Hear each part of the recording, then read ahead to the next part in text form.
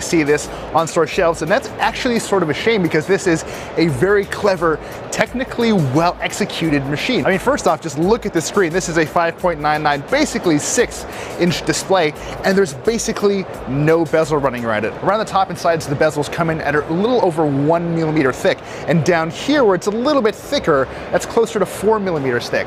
Vivo says that if it were to get that bottom bezel down to the slimness of the rest of the bezels, we'd be looking at well over 90% screen to body ratio, which is frankly kind of incredible. And it shows this is the closest thing to a truly full screen phone I've seen in quite some time, maybe ever at all, actually. That's not where the wild stuff ends. If you remember Vivo's appearance at CES, it was to show off their in-display fingerprint sensor, which was a first in any smartphone in the world at the time, and it's back, sort of. We've set it up with my fingerprint, and it does seem to work okay most of the time. It's a little hit or miss, but I think that's probably fair given this thing is a demo that may never see the light of day commercially.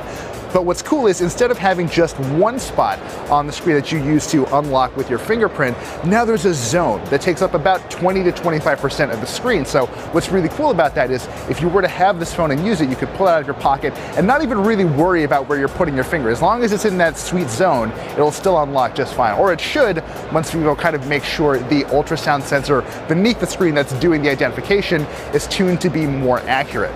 Beyond that, there is one more really wild thing you should know about this concept phone.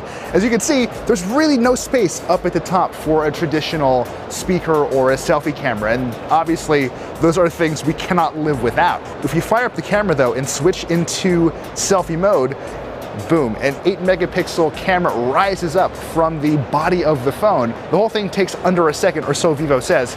I don't have a stopwatch on me to check that for myself, but it is remarkably fast, and I gotta tell you, selfie quality isn't terrible either, considering this is a thing that's just gonna slide right back into the body of the phone. Since there is no traditional earpiece, Vivo has actually cooked up a way with an exciter beneath the display to turn the screen itself into a speaker, and it actually works pretty well too. You put it up to your face and you have a conversation as normal. I tried it with a canned demo call that actually sounded quite good, and strangely enough, I could still hear it even when I started to pull the phone away from my face. So in terms of performance between this and a traditional earpiece, there isn't really a huge difference.